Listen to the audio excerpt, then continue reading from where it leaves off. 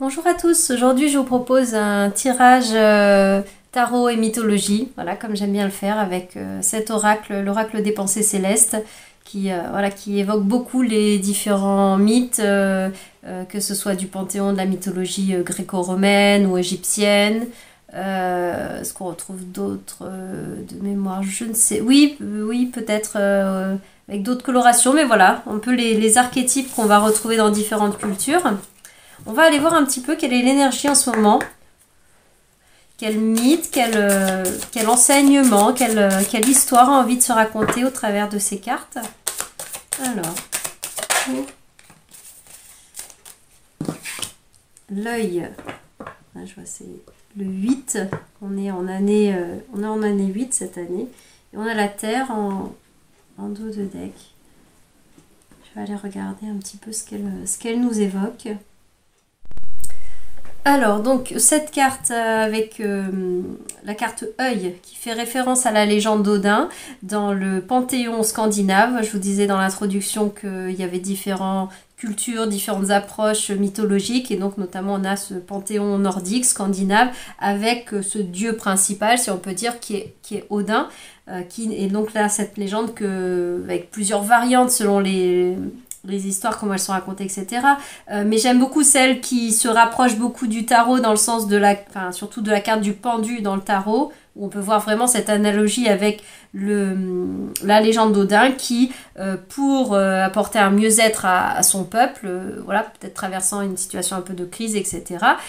Il s'est, comme le pendu dans la carte du tarot, il s'est mis la tête à l'envers volontairement, il s'est suspendu à un arbre, enfin, voilà, pieds et poings liés, dans une situation de très grand inconfort, et notamment pour pousser plus loin. Voilà, cette carte-là, dans cet oracle-là, fait référence au fait que Odin se serait crevé un œil pour voir, symboliquement, pour voir la situation d'un autre angle, un autre point de vue. On va nous parler des yeux, de l'œil, de la vue, etc. et d'adopter un autre positionnement, un autre point de vue. Et le pendu nous en parle sur le côté, la tête à l'envers, etc. Même s'il n'y a pas toujours sur l'illustration l'idée d'avoir un œil crevé, là, comme dans cette version-là de la légende d'Odin. Mais toujours est-il qu'en faisant cela, en fait, qu'est-ce qu'il a fait? Il a créé comme dans beaucoup de rites initiatiques en réalité, dans plein de cultures et plein d'approches spirituelles différentes aux quatre coins de la Terre, où on se mettait dans une situation extrême au niveau du corps notamment et du mental qui amenait à nous faire passer un cap au niveau de la conscience, peut-être en allant nous connecter très profondément à notre peur de la mort, voire à frôler la mort physique, comme c'est le cas par exemple avec les rites, enfin c'était le cas peut-être que certains le font encore sur la planète, j'en sais rien, et je pousse pas forcément à ça, c'est plus, comment dire... là, un côté presque sociologique, étude voilà, des rites que je vous partage, comme de s'enterrer vivant, ou comme de passer quelques jours dans une grotte dans le noir, ou dans la forêt seul sans nourriture, des choses comme ça, ou de s'enfermer dans des sarcophages, comme peut-être plus les cultures... en Égypte, etc., voilà, qui a amené la personne, l'humain, à franchir un cap au niveau de... maintenant on le dirait autrement, on le dirait de son champ de conscience, même de son taux vibratoire, de dépasser des peurs, aller se rencontrer profondément soi, hein, c'est la métaphore aussi de la grotte de Platon, c'est d'aller rencontrer et dépasser ses propres démons intérieurs. On est seul face à soi-même, face au vide, face au silence. Bon, là, toujours est-il, pour revenir à Odin, mais toutes ces expériences amènent à quoi? À vivre plus ou moins ce qu'on peut appeler aussi des états modifiés de conscience, voire pour certains le vivent sans vouloir le provoquer, mais quand ils passent à côté de la mort, qu'on appelle ça les expériences de mort imminente ou des choses comme ça, où ils vivent ces moments d'entre-deux, où à la fois ils sont à moitié plus là et à moitié là, même certains presque déclarés vraiment sur le plan médical, avec une mort clinique observée, mais ils reviennent, etc. Donc il y a ce moment d'entre-deux et ces récits de situations et de choses qu'ils ont vécues sur d'autres plans, vus, entendus, ça se passe par différents canaux. Chacun est différent. Et donc, Odin, c'est un peu ce qu'il a provoqué dans l'idée. Il est allé, donc, en se crevant un œil et en se mettant dans cette situation très inconfortable, il a connecté, en fait, avec le monde subtil, le monde des dieux, et il en a ramené un enseignement, une initiation fondamentale, notamment dans cette culture, qui est le langage sacré des runes. voilà, qui leur a permis, en fait, qui est devenu leur alphabet, la base de beaucoup de choses, en fait, pour eux, et qui a dans l'histoire, en tout cas, par rapport au mythe, au panthéon nordique, a permis l'évolution, l'avancée de cette civilisation. Donc voilà, pour en revenir à ce que vient nous dire, nous, cette carte d'Odin, elle nous amène beaucoup, et de l'œil, elle nous amène beaucoup à la question de la vision, de voir, de percevoir, de voir au-delà, de voir sans voir, justement, comme si on se mettait un bandeau sur les yeux, là, comme ce personnage-là, et de ce que l'on va pouvoir sentir, percevoir, entendre ou même voir littéralement, mais sans les yeux fermés, sans passer par la vue. C'est ces expériences, voilà, que l'on peut faire quand justement on se coupe volontairement d'un de nos sens, notamment celui qui est le plus utilisé et qui est très lié à notre mental analytique intellectuel, qui est la vue. On est beaucoup basé sur la vue, et lorsque l'on coupe la vue, d'une certaine façon, on squeeze une partie du mental. Le mental a moins de moyens de s'agripper à certaines choses, et ce qui fait qu'on peut connecter à des parts beaucoup plus intuitives de nous, voire à nos compétences extrasensorielles que l'on a en potentiel, on les a tous la capacité. Après, voilà, on a plus ou moins de fluidité. C'est là qu'on vient sur la notion de c'est des canaux. Odin, ce qu'il a provoqué, il a créé une ouverture d'un canal pour recevoir un enseignement, une initiation, une canalisation, on pourrait dire maintenant autrement, voilà. Et donc, il a reçu cet enseignement.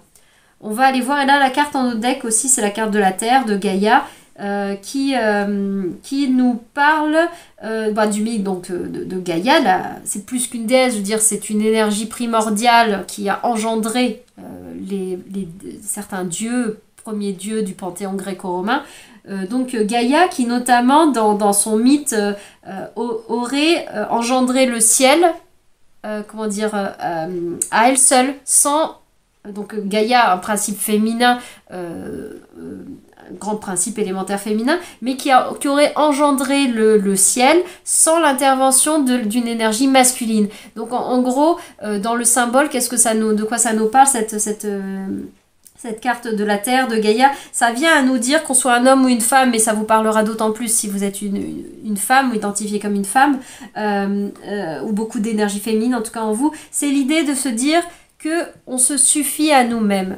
Enfin, mettons des bémols, mais ça vient nous dire, nous ne sommes pas des moitiés d'eux, nous ne sommes pas des moitiés d'êtres humains, que ce soit la question, la dialectique entre hommes et femmes, ou dynamique de couple, peu importe en fait les polarités, mais ou au-delà de ça, je veux dire, c'est de se dire, en fait, nous sommes des êtres suffisants, nous sommes certes peut-être des êtres humains, donc non divin, donc incomplet, non parfait, voilà, dans l'idée de s'imaginer que quelque chose, que la perfection existerait, elle serait éventuellement de l'ordre de subtil et des divinités, si éventuellement on peut considérer ça. Et donc forcément, en étant dans l'humain, on est dans ce principe de dualité, donc du coup on n'est pas dans la perfection. Mais cette carte-là de Gaïa vient nous rappeler que de façon primordiale, nous nous suffisons à nous-mêmes tels que nous sommes. Aussi imparfaits, nous sommes parfaitement imparfaits. Voilà, c'est moi qui revisite les choses comme ça. Mais pour moi, c'est ce qu'elles viennent nous dire. Et ce qu'elles ont de commun, ces deux cartes, notamment, et qui fait écho aussi au pendu dans le tarot, avec le lien avec Odin, c'est la question de s'accorder du temps, de prendre le temps. Là, tu es bien avec toi-même, tu es suffisant, et tu peux prendre le temps de créer ton propre monde, ta propre terre, ton propre univers. Tu es ce principe puissant créateur, tu l'as en toi. Et là, avec Odin, on nous parle aussi, et le pendu, on nous parle aussi de prendre le temps, parce qu'il a pris le temps pour pouvoir connecter, pour provoquer cet état modifié de conscience, il a pris le temps. Donc ça nous parle de prendre des temps de pause, d'introspection, de reliance à soi, et notamment dans l'idée, si ça peut être un but conscient, volontaire, d'aller travailler éventuellement à développer notre intuition, notamment notre clairvoyance, ce qui passe par le troisième œil, cette capacité à voir au-delà de la vue, Mais moi, je vais ouvrir un peu plus sur le champ des compétences extrasensorielles, c'est-à-dire d'entendre au-delà des mots, de ressentir au-delà du sens de l'odorat, littéralement. On capte, on perçoit une ambiance, une atmosphère, c'est le feeling. Là, je le sens, ou cette personne, je la sens pas, cette situation, je sens que ça sent mauvais. Enfin, toutes ces expressions, dans le fond, nous renvoient à cette compétence intuitive qu'on a si on n'y met pas trop de couches de mental, enfin, s'il n'y a pas trop d'entraves, en tout cas, c'est pas toujours volontaire qu'on y met des couches de mental et d'entraves, hein. La vie, les blessures, tout plein de choses, le taux énergétique, enfin notre taux d'énergie au sens littéral, hein, on est fatigué, etc., vont plus ou moins faciliter ou entraver ces choses-là. Toujours est-il que du coup, ça nous renvoie à nous sommes capables, et nous sommes notamment capables d'aller, de développer ces capacités intrinsèques, ces capacités innées que nous avons à l'intérieur de nous et de nous-mêmes, par nous-mêmes en fait. Ce n'est pas, là ça contrecarre un petit peu l'idée des dons. De se dire, j'ai le don de la clairaudience, j'ai le don de la médiumnité, j'ai le don de ceci, d'être doué de... Voilà, comme si un don, dans le sens de cadeau, que ça a été complètement donné, offert par une entité extérieure à soi.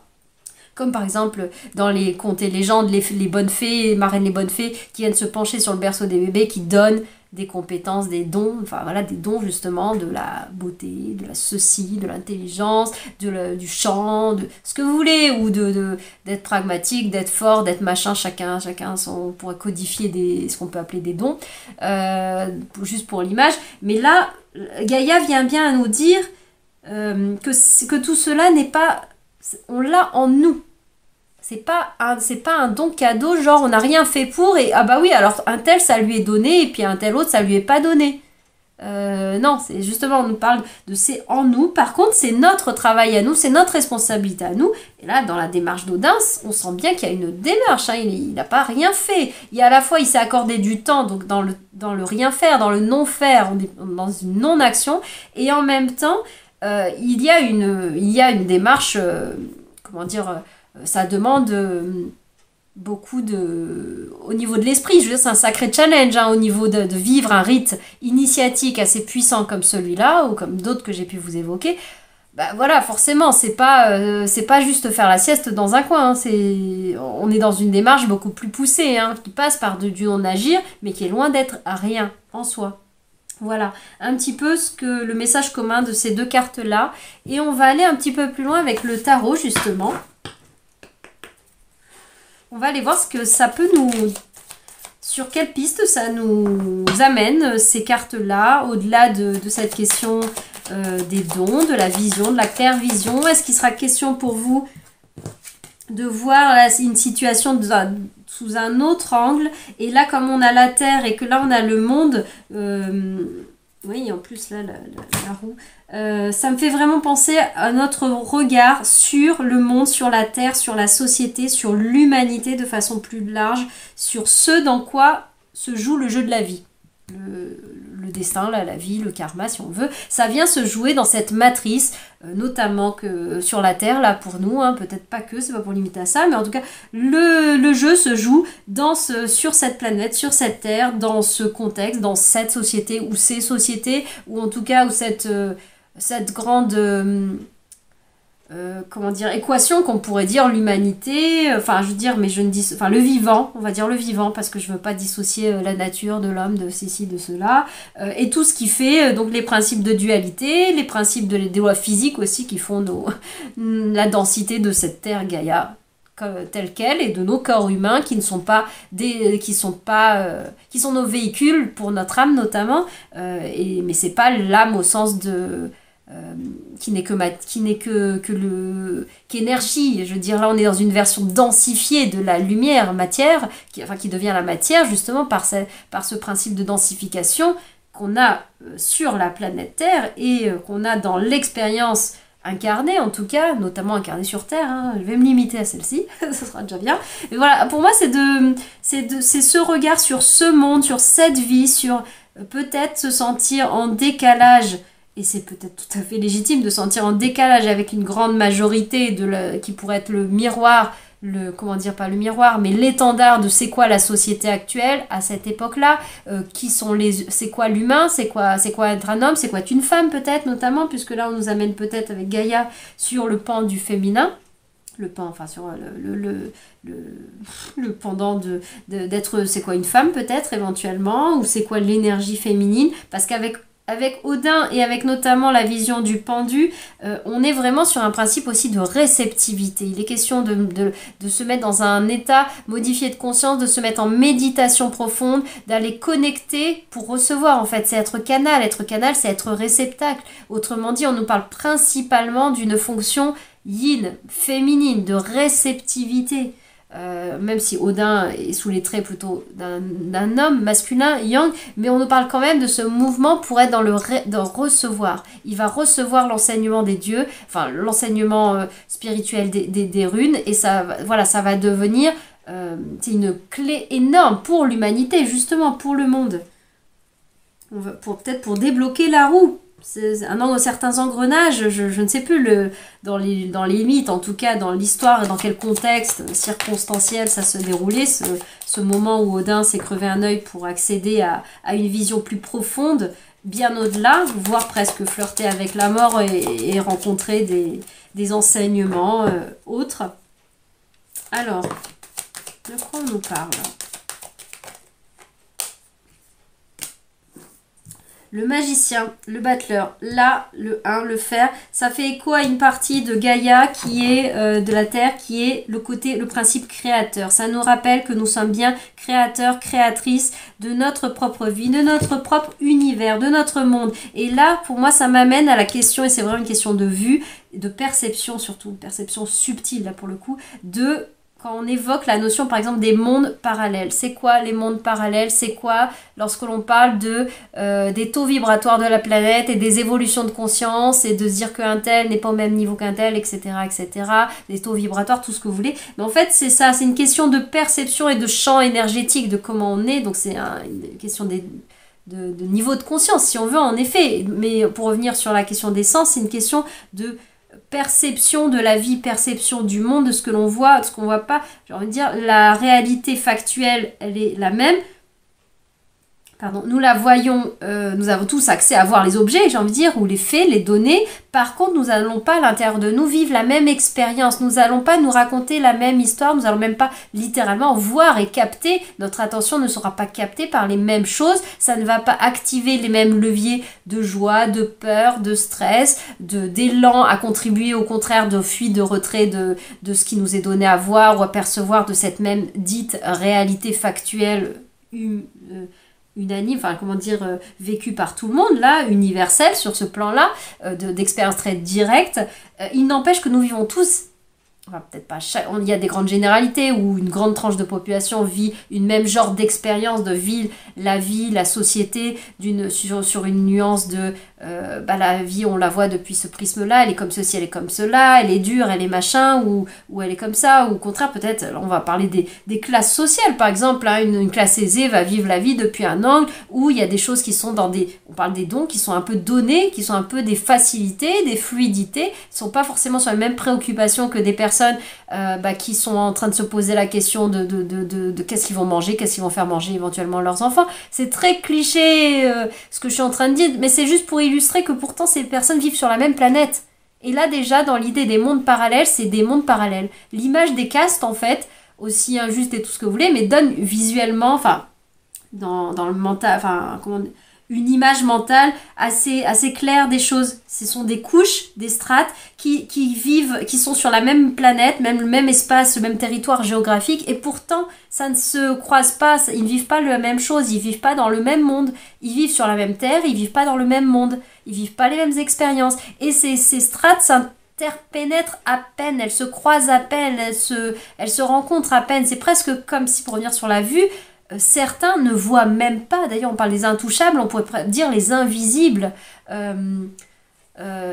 oui, enfin voilà, des impalpables, ils n'existent pas au regard de certains, et pour d'autres, ils n'existeraient pas dans le sens où quand le regard il est fixé à chercher comment on va manger ou même où est-ce qu'on va dormir ce soir, à un moment donné, le regard il se pose pas sur, enfin c'est malheureux, il se pose peut-être pas sur la beauté de la fleur, enfin du parc, de la forêt en fleurs à côté, ou comment dire, ou de la beauté du rayon du soleil qui reflète sur l'eau. Il passe aussi à côté peut-être du panneau publicitaire affiché, il passe à côté de se dire ah waouh, elle fait un super son, cette grosse voiture avec ce gros moteur, je sais pas quoi.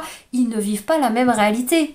Les gens là, quand on vit dans une réalité, notre mental, nos détecteurs même sensoriels, nos yeux, nos oreilles, tout est comme ce sont des outils. Le magicien, je reviens à ça, ce sont des outils et ces outils, on les met à contribution pour aller capter ce qui est notre réalité, ce qui est notre monde. Donc si notre monde, c'est d'aller trouver la solution de se loger, on cherche... 2 secondes, pardon.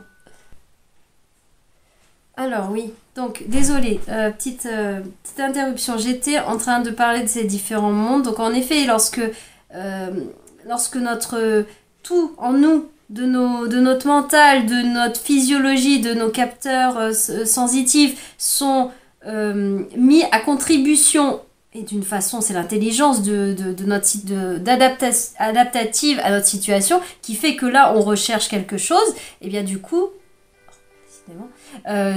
notre œil, notre conscience, nos oreilles entendent, voient et ne captent que ce qui fait écho à ce que l'on recherche. Et que l'on recherche consciemment ou non. Là, on en vient à l'idée des différents mondes. Et surtout pour nous rappeler notre pouvoir créateur, c'est-à-dire que c'est nous qui façonnons notre monde. C'est-à-dire que si nous laissons consciemment ou inconsciemment... influencer par exemple par une énergie, qu'elle soit à l'intérieur de nous ou externe, mais en fait si elle nous touche, c'est qu'elle est à l'intérieur de nous aussi. Par exemple de peur, l'énergie de peur à l'extérieur qui existe, je veux dire, c'est la vie et tout, il y a des situations qui peuvent nourrir de la peur, c'est évident. Après, elle va pas forcément nous atteindre de la même façon si on laisse plus ou moins la porte grande ouverte à cette énergie-là. Si à l'intérieur de nous, il y a déjà quelque chose d'anxiogène, ou si au contraire, on décide de nourrir... Ça n'empêche pas qu'il y a quelque chose d'anxiogène, mais il y a aussi des choses joyeuses. Et qu'est-ce qu'on décide de nourrir davantage, ou dans quel contexte, environnement, dans quoi on se baigne? C'est là qu'on a notre pouvoir, notre libre arbitre. Mis à part de ces cas extrêmes que je vous ai décrits, de dire quand on doit chercher à manger, on doit chercher à manger à un moment donné. Voilà. Lorsqu'on n'est pas dans des situations d'insécurité primitive, j'ai envie de dire, de nos besoins primordiaux, fondamentaux, on repense éventuellement, si vous avez cette image en tête, la pyramide de Maslow qui nous parle de nos besoins fondamentaux, et même en communication non violente, des besoins universels, hein, notamment à ceux qui vont être plus physiologiques, hein, et de survie tout simplement. Lorsqu'on n'est pas forcément immédiatement dans cela, on a tous nos trucs, on a tous des insécurités, etc. Mais à un moment donné, quand on n'est pas en train de chercher où on va dormir dehors ou en train de chercher à manger, on n'est pas dans l'immédiateté qu'il y a un conflit armé au coin de la rue. On n'est pas dans ce mode de survie a priori, hein. On est dans des sentiments d'urgence, de danger qui vont être plus psychiques, émotionnels, et je suis pas du tout en train de dire qu'ils sont moins importants, mais revenons voilà à cette nuance-là qui a priori... justement, les mondes parallèles, nous sommes a priori pas dans la tranche, nous qui écoutons YouTube, là, ou qui enregistrons sur YouTube, on n'est pas dans cette tranche immédiate de survie dont je parlais, à minima. Donc, du coup, est-ce qu'à l'intérieur de nous, on a quand même le pouvoir de choisir de si on veut nourrir des énergies plutôt anxiogènes ou des énergies plutôt positives, constructives? Là, je pense vraiment, par exemple, l'image des news, par les médias, je veux dire, on peut en effet regarder les actualités et avec une tendance plutôt catastrophique qui vont nous dire tout ce qui ne va pas dans le monde, et il existe aussi des contre-pieds qui ne viennent pas pour autant nier que dire que ça n'existe pas, hein. Les faits éventuellement de tout ce qui va mal de travers ou qui pourrait arriver dans la Terre, dans l'univers, ce que vous voulez, mais il y a aussi ces courants qui viennent nous dire oui, mais aujourd'hui par exemple, le bulletin de ce qui va bien dans le monde, les avancées, les progrès, je sais pas, tout bêtement, l'info qui dit, telle espèce animale qui était en voie de menacée, on va dire, pas d'extinction parce que sinon ce serait déjà trop tard, mais en voie menacée, et hop, là, comment dire, comment on appelle ça, principe de reproduction, oh là là, je cherche le mot, des dispositifs en quelque sorte, des lieux, enfin des organismes qui mettent en place des dispositifs pour favoriser par exemple la reproduction, la réinsertion dans un milieu naturel d'une espèce, etc. Bref, quelque chose qui était déséquilibré des accès sur cette planète, eh bien est en voie d'amélioration. Et du coup, on a passé un seuil critique et du coup, on n'est plus en voie des animaux très menacés, mais on est repassé dans voilà quelque chose de plus constructif, de plus positif. Et ça, c'est une bonne nouvelle.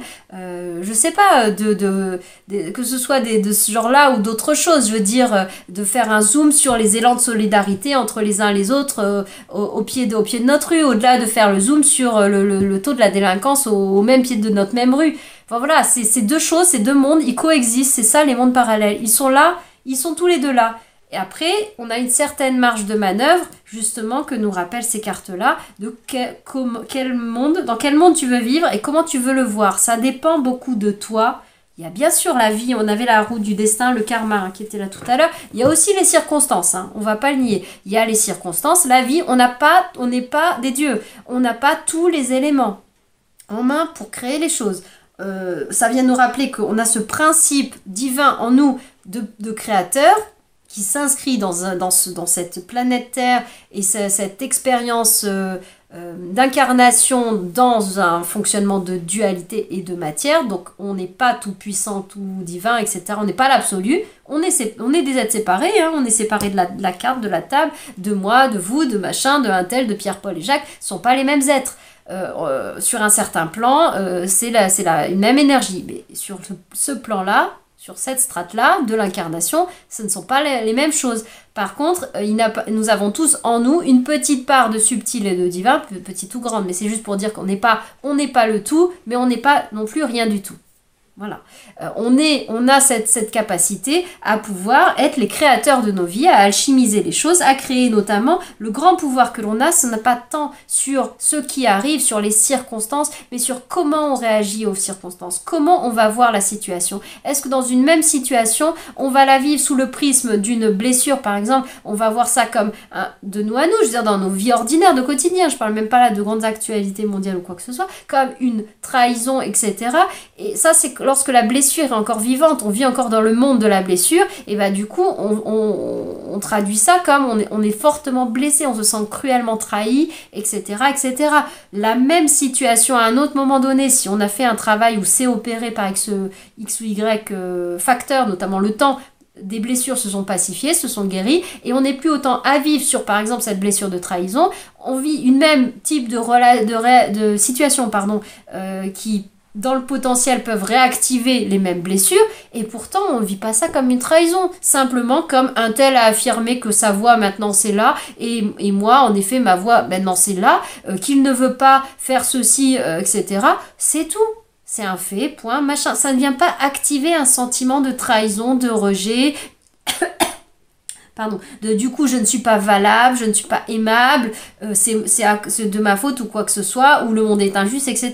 Non, on accueille, enfin non, c'est pas pour dire que c'est bien ou c'est mieux, c'est juste qu'on ne vit plus les choses depuis le même angle.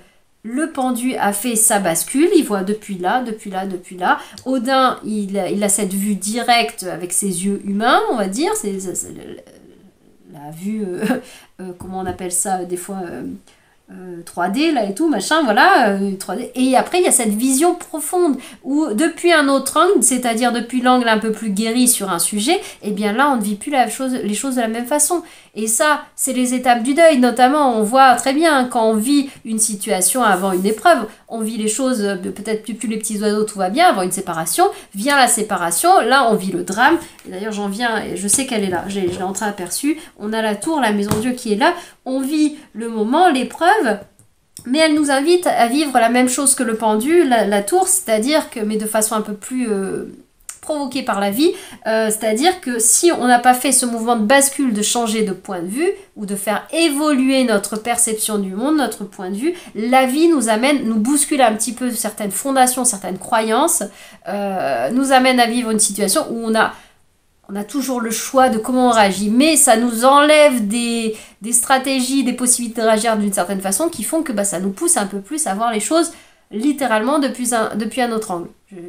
Je sais pas, je dis une bêtise, on va prendre un truc éphémère, mais pour parler de façon très littérale sur la vue, je sais pas, pour une raison qu'on a vécue, bon, je vais prendre le son par exemple, c'est peut-être un peu plus facile, il y a eu l'orage, il y a eu le tonnerre, hop, il y a eu la foudre qui tombait pas loin, et ben ça peut avoir, si on n'était pas loin, sans avoir été foudroyé, hein, je parle pas de ça, mais avoir pour conséquence qu'on a une perte d'audition éphémère, enfin presque totale ou en tout cas très très grande, un truc assez énorme, mais qui est éphémère, donc peut-être qu'il va durer 3 jours, 3 semaines, je sais rien, je suis pas médecin, c'est pas du tout ça, c'est juste pour prendre l'image, et prenons la même chose sur de la vision, par exemple, je sais pas, on a une cécité visuelle temporaire, et ben vous imaginez bien qu'on va forcément, ne serait-ce que le temps de la convalescence, même si on sait que ça va s'arrêter, que c'est pas toute notre vie qui est à remanier, à rechanger, qui est pas toute chamboulée, bon, ça reste inconfortable hein, à vivre, mais j'imagine c'est ni pour minimiser ni l'état transitoire ni l'état permanent,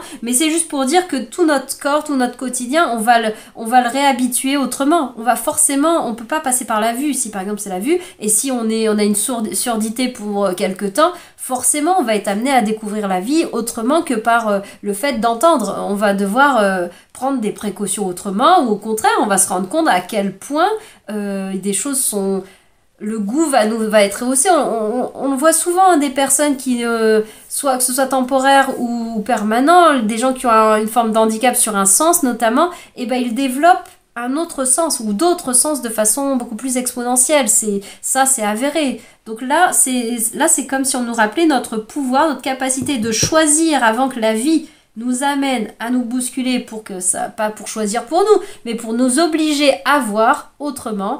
Par exemple, dans les étapes du deuil, c'est comme s'il y avait à un moment donné quelque chose qui vient bousculer une situation pour nous dire, oh là, ça serait bien que tu avances un petit peu dans ton processus de deuil par rapport à une situation.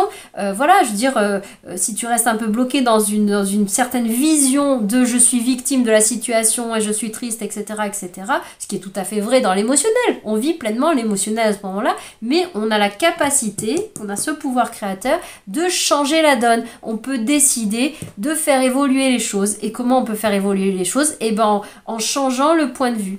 C'est tout ce que ça vient nous dire. Et là, notamment, ça peut être valable sur nous, sur nos expériences de vie, sur plein de choses. De toute façon, ça vient toujours de l'intérieur et ensuite vers l'extérieur. Mais ce mouvement n'est pas juste un mouvement, de quand on va travailler même sur nos blessures. Ça pourrait paraître très égocentrique, et ça l'est dans le sens de c'est centré sur nous-mêmes à un moment donné, oui, mais parce qu'il faut bien partir, nous sommes dans un système, le système solaire est basé depuis le centre et tout gravite autour, et là c'est pareil, ça émane de notre point central, nous avons à nous occuper de nous, à nous guérir nous, à nourrir les énergies qu'on veut dans un sens, dans un autre, construire, co-créer le monde notre monde intérieur, c'est-à-dire même notre hygiène de vie énergétique, émotionnelle, psychologique, tout ce que vous voulez, et matériel, physiologique autour de nous, dans la mesure de notre possible, et ensuite découlera de ça notre vision du monde. C'est comme ça qu'on change. On change notre petit monde intérieur au corps, aux émotions, tout ça. Ensuite, ça vient à changer notre monde,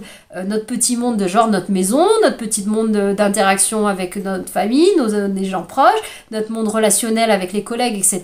Et ensuite, peut-être, se transforme aussi, finalement, on va déménager notre lieu de vie, et puis peut-être le type d'activité que l'on va faire, ou que rencontre que l'on va faire, et ben voilà, on change de monde, on change de strate en fait, au fur et à mesure. La vie va s'adapter de façon vibratoire, énergétique, on va voir ce qui correspond à notre taux vibratoire. Comme par exemple lorsqu'on recherche à acheter une nouvelle voiture et qu'on a regardé quelques modèles, je sais pas pourquoi on veut une rouge par exemple, je veux dire un truc bateau et très visible, et ben on voit que des voitures rouges. Enfin bon, on prenait ça pour des modèles, mais moi je suis tellement...